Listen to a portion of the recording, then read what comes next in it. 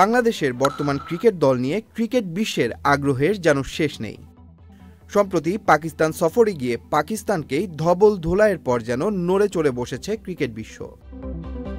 দীর্ঘদিন পর ভারত সফরে আসা নতুন এই বাংলাদেশ দল তাই ভাবনার ভাঁজ ফেলছে টিম ইন্ডিয়ার কপালে, যার প্রতিফলন দেখা যাচ্ছে ভারতীয় গণমাধ্যমেও। ভারতীয় গণমাধ্যম এবং ক্রিকেট বোদ্ধারা এরই মধ্যে বলছেন বাংলাদেশের এই দলটি ভয়ঙ্কর হয়ে উঠতে পারে ভারতের মাটিতে, যে কারণে বাংলাদেশ দলকে কোনোভাবেই হালকা করে দেখার সুযোগ নেই ভারতের। ভারতের সংবাদ মাধ্যম টাইমস অফ ইন্ডিয়ার কেন এই বাংলাদেশ দল মোটেও দুর্বল নয় শিরোনামে প্রকাশিত বিশ্লেষণধর্মী সংবাদে বলা হয়, প্রথম ইনিংসে পাকিস্তানের 274 রানের জবাব দিতে গিয়ে 26 রানে 6 উইকেট হারিয়েও টেস্ট জেতে বাংলাদেশ। এমন লড়াই করা একটা দলের মুখোমুখি হতে হবে ভারতকে। অন্যদিকে আরও চ্যালেঞ্জের মুখে রয়েছে ভারত। আসন্ন সিরিজে স্পিন পিচ বানানো হলে মুখোমুখি হতে হবে সাকিব আল হাসান, মেহেদী হাসান মিরাজ ও তাইজুলের মতো স্পিনারদের। অন্যদিকে পেস অ্যাটাকের ক্ষেত্রে পাকিস্তানের সাথে দ্বিতীয় ইনিংসে 10 উইকেটের সবকটি নিয়েছেন ফাস্ট বোলাররা। চাপে পড়লে রয়েছে সাকিব, মুশফিকের মতো অভিজ্ঞ খেলোয়াড়।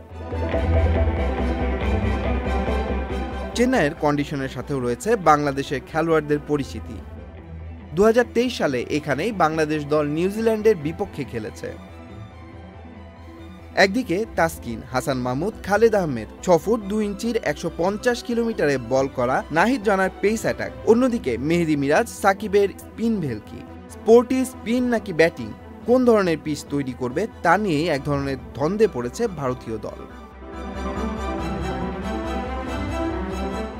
সাম্প্রতিক সময়ে বাংলাদেশ দল সম্পর্কে সতর্ক করে সুনীল গাভাস্কার বলেন, এই মুহূর্তে বাংলাদেশ দলের দারুণ কিছু খেলোয়াড় আছে। বিপক্ষে যারাই খেলবে তাদের সামনে রয়েছে কঠিন সময়। এক মুহূর্তের জন্য মনোসংযোগ হারানো যাবে না। পাকিস্তান সেটা ভালোভাবেই টের পেয়েছে। এই সিরিজ দেখার জন্য অপেক্ষা করাই যায়।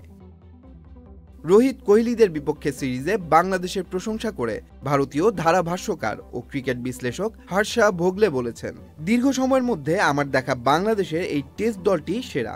বাংলাদেশ আর ভারতের খেলা মানেই এখন মহা উত্তেজনা। তবে মাঠের ভেতরে অথবা বাইরে বাংলাদেশের ক্রিকেটকে খাটো করে দেখার সুযোগ সম্ভবত ভারত এবার আর পাচ্ছে না। অন্যবারের থেকে বাংলাদেশকে নিয়ে এবারের ভারতের গণমাধ্যমের যে সুর তা এ কথাই বলছে।